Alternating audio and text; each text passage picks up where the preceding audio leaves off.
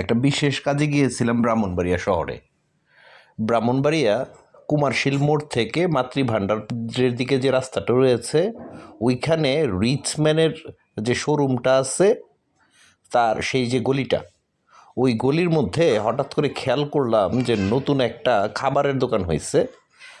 এটা হচ্ছে আল Arabian cafe and sweets. এটা সম্ভবত একটা চেইন শপ, কারণ ঢাকাতেও এদের একটা শাখা দেখছিলাম। তো যেহেতু ওদের খাবারের মান সম্পর্কে আমার একটা আগে ধারণা ছিল, তো চিন্তা ভাবনা করলাম যে কিছু খাওয়া দরকার। ঢুইকা পড়লাম চট করে। অনেক ধরনের ডেজার্ট রয়েছে এবং স্ন্যাক্সও রয়েছে। তো চিন্তা করলাম যে ডেজার্ট আজকের খাবো না, কেক টিক ভালো লাগতেছিল না। তো এই কারণে চিন্তা করলাম যে কিছু স্ন্যাক্সই অর্ডার করি। তো অর্ডার করছিলাম হচ্ছে চিজ রোল, তারপর সসেস পিৎজা টাইপের একটা জিনিস, আর একটা চিজি পিৎজা। তো এই তিনটাই অর্ডার করলাম। তো খেয়ে দেখি কোনটা কেমন হয়েছে, যাতে আপনারা খাইতে পারেন বা আগ্রহ খাইতে পারেন খাওয়ার প্রতি। তো প্রথমে চিজ রোলটা নিলাম। যথেষ্ট পরিমাণে চিজ ছিল এটার মধ্যে। তো সসও ছিল কমপ্লিমেন্টারি।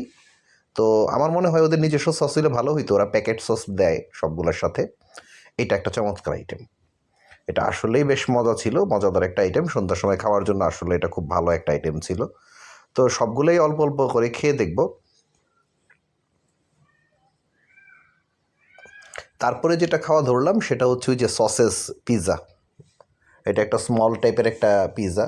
তো এই জিনিসটা ভালো, উপরে প্রচুর পরিমাণে সসেস ছিল এবং সস ইনক্লুড করে যখন খেলাম, তো আমার কাছে যেটা মনে হয়েছে যে আগের যে চিজ রোলটা ছিল, ওইটাকে যদি আমি 2 নম্বরে পাঠিয়ে দিই, এখন পর্যন্ত ওদের রেস্টুরেন্টের মধ্যে এটাকে 1 নম্বরে রাখা যাবে।